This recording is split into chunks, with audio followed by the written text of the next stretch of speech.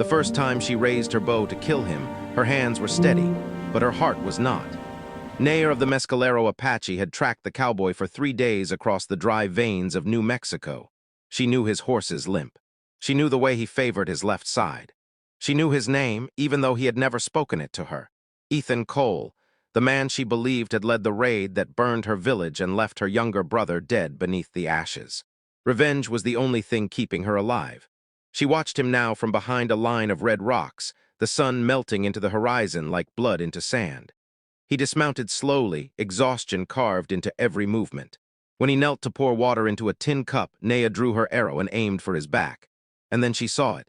His hands were shaking, not with fear, but with pain. Before we continue this powerful story, make sure to like, share, and subscribe to Frontier Heart Stories, where every story reminds us that kindness still matters. Naya had promised herself she would not hesitate. The spirits of her ancestors demanded justice.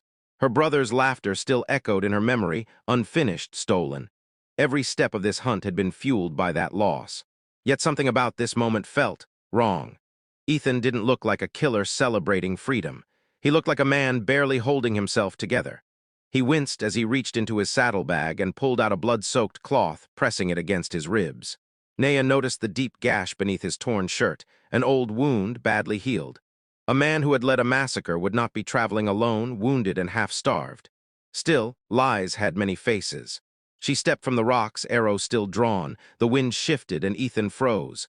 "I know you're there," he said quietly, not turning around. "If you're here to finish me, I won't run." That surprised her. "Why?" she demanded, her voice sharp as flint. "Why won't you run?" He slowly turned. His eyes widened not with hatred but recognition, respect, maybe even relief. "Because I'm tired," he said. "And because I don't believe running fixes what's already broken." Her chest tightened. She hated that answer. She accused him then, spoke of the raid, the fire, the Apache blood spilled in the night. She told him her brother's name.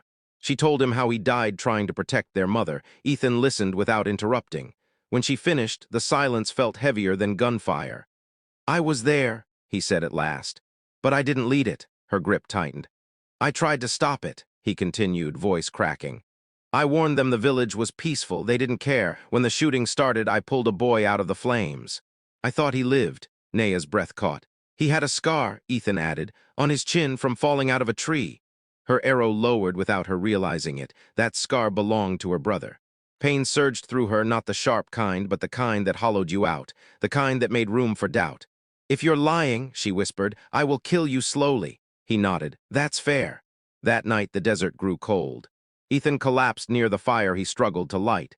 Infection had set in. Naya saw it in the fever, the way he drifted in and out of consciousness. She had a choice: finish what she started, or save the man she had sworn to kill. Her grandmother's voice echoed in her memory. Revenge feeds the wound.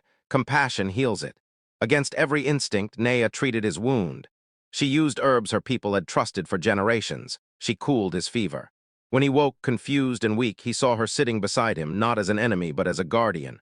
"Why?" he asked. She answered honestly, "Because killing you won't bring my brother back." Days passed, then weeks. As Ethan healed, they traveled together, two wounded souls crossing an unforgiving land.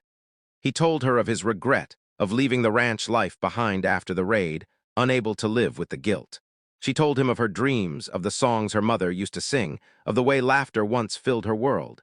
Somewhere between shared water and shared silence, something changed. The man she hunted became the man who listened. The woman fueled by revenge became a woman choosing mercy. The twist came when they reached a trading post and learned the truth. The real leader of the raid had been captured weeks earlier and hanged. Justice, cruel and final, had already been served.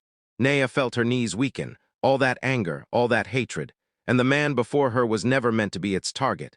That night, Ethan spoke softly. "If you still want to walk away, I'll understand." She looked at him, this broken cowboy who had chosen honesty over survival, compassion over comfort.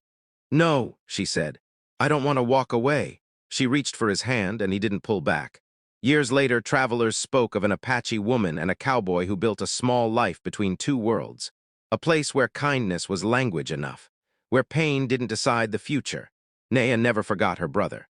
But she learned something powerful in the Wild West, that love born from compassion can end a cycle that violence never could.